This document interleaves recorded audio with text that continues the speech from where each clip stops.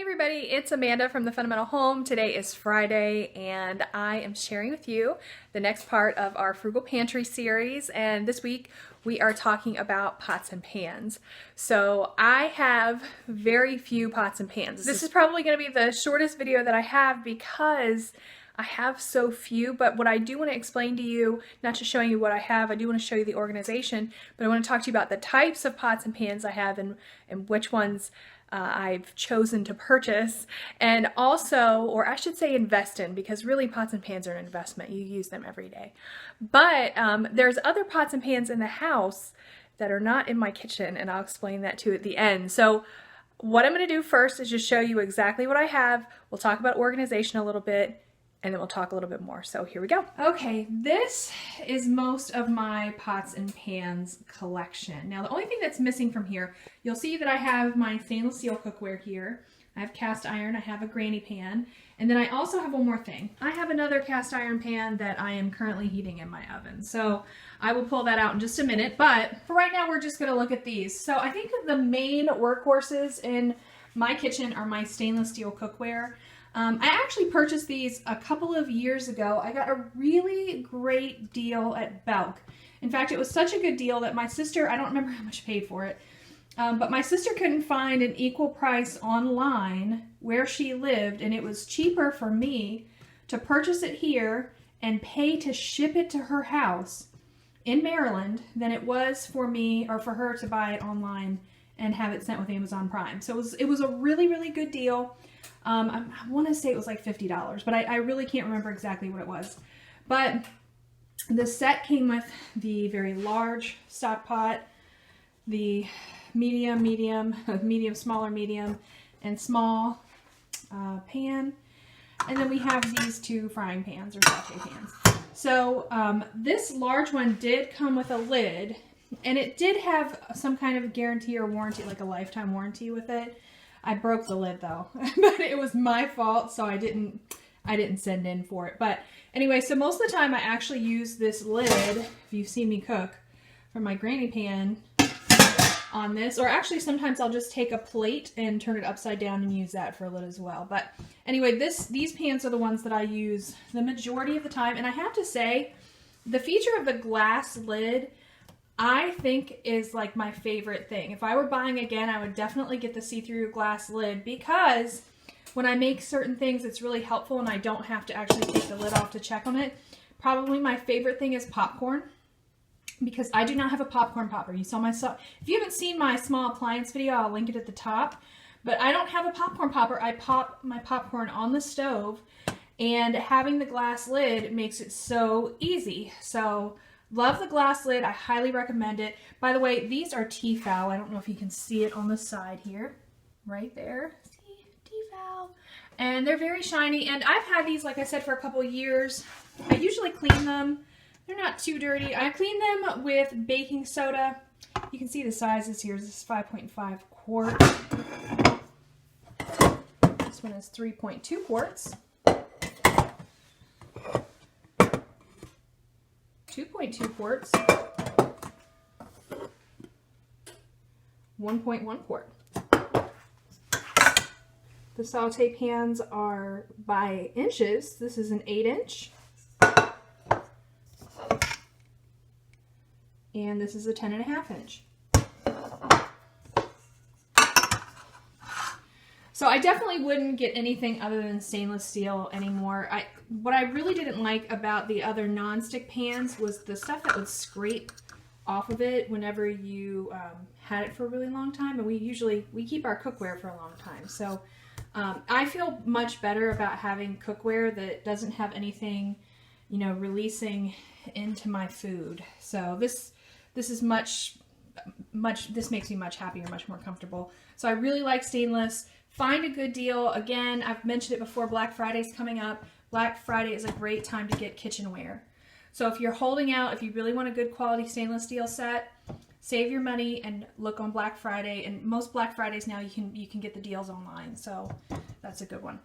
We'll talk about the grannyware back here. This is actually part of a set, and I actually have a larger pan, but I'm not showing you that one because that's actually part of something else. The other pan that I have that's much larger, Number one is for canning, which I am going to have a canning preserving video, but I also use it sometimes to make laundry soap in. So that one doesn't actually get used in my kitchen. This one gets used in my kitchen on occasion.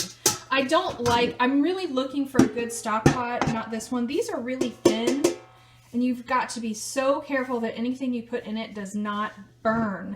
So if you guys have a recommendation for a nice large stock pot that doesn't burn, let me know. But I'm talking about a really tall one because I want a super, super tall one.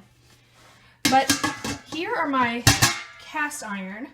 Now I have this smaller cast iron, and it's comparable over here to this. I guess it's about an 8-inch as well saute pan. This is by Lodge, and I love it. And then this is my large cast iron Dutch oven, and I don't use this too terribly often, but I do use it sometimes. I really like to use it to make a Dublin coddle. That's like my favorite thing to make in here. I don't have a lid for it. I need to get a lid for it, but when I use it, if I need to use a lid, I'll just wrap it in foil. But I really love the Dutch oven. I think it's beautiful. The other one that I have is probably, I'll show you in just a second. It's about the same size as this 10.5, and it's cast iron, but it is not Lodge. It's Paula Deen. It's actually the first one that I ever got, and somebody gave it to me for Christmas one year, and it's pretty and it's useful. I probably use that one more than anything else. Let's go grab that out of the oven. Okay, so look, you can see how large it is compared to my other saute pan, skillet, whatever you want to call it, and it's about the same size. The cast iron, of course, we use it for different things. The stainless steel I don't ever put in the oven. If I have something that's going from the stovetop to the oven, I'll use the cast iron. And there's other things that I make, like my frittata that I make, I almost always make in here. So anyway, this is the cast iron that I use most often. These other two I use less often. I probably use that one more for eggs. And frankly, I use this one for eggs as well. And so most of these, these ones in the back I don't use as often. The ones along the front here are the ones I use most often. Okay, so let's talk about storage for a minute. So my stove right here, right next to it, is the cabinet that I use to store the pots and pans. So we'll come down here with me for a second. We got on the floor, like big boys and girls. Down here I keep some things you're gonna see another time, but these are my round bowls. And then this is my pots and pans, and I usually just have them stacked and nested. And I don't know if you can see, but back behind it, let me just take a peek here. Back there behind it is the granny-ware, because I use that less often. So it's all tucked in neatly right here beside my stove for easy access. I usually just bend down, grab a pot, put it up on my counter, and put together whatever it is that I'm making for dinner, and it's super easy. So the other thing I want to mention to you is that I do have a set of copper pots and pans that were actually sent to me, I don't know, a year or so ago, and it was a gift, and I really appreciated the gift. It wasn't anything that I did. I didn't have any agreement with any company or anything. People just sent it to me as a gift. It was super nice.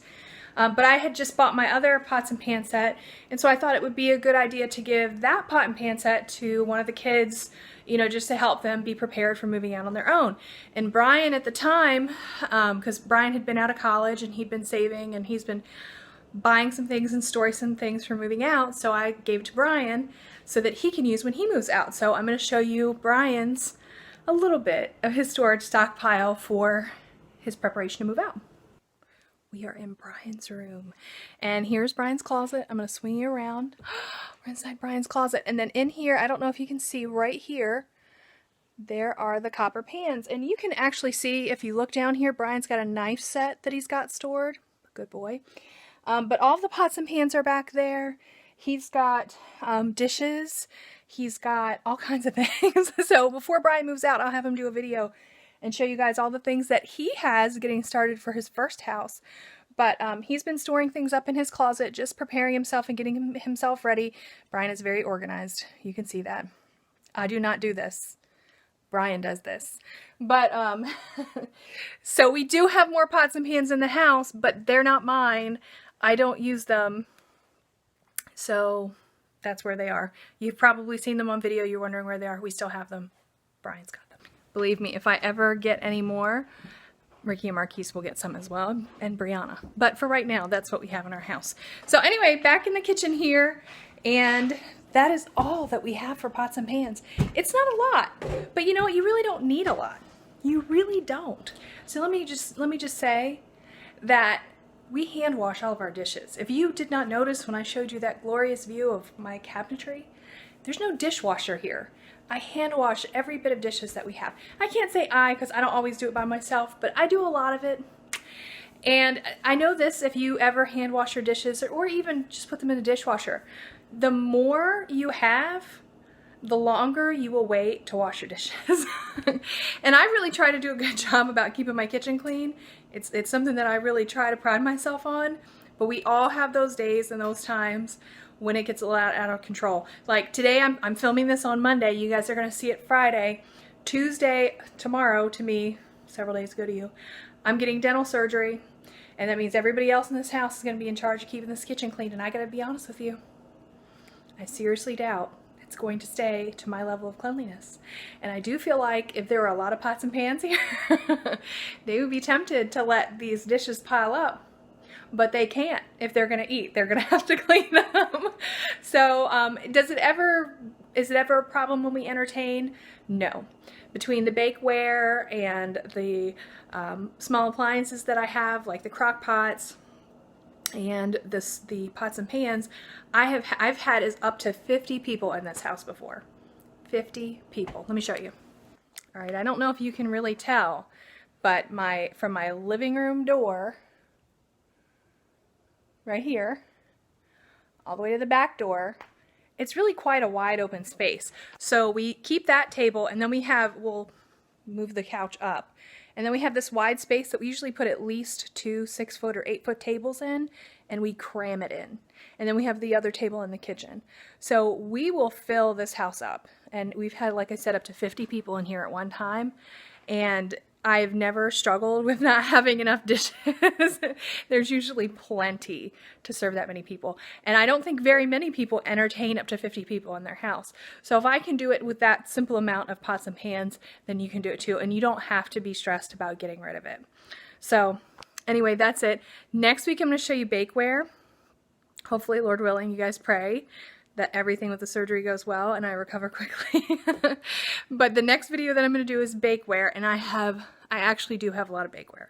In fact, when I was getting rid of and trying to minimize the things in my kitchen, the thing that I got rid of the most was the bakeware, and I still have a whole lot more than I probably need. So I even gave some of it to Brian as well. So that's that. Thank you guys for hanging out with me here in the Frugal Pantry. Don't forget to check out the blog. I've been linking it down in the description box because I'm trying to give you more information on the blog. But this is just kind of an overview, and you can see it and see how it's stored. So anyway, you guys have a great day. We'll see you next time. Bye.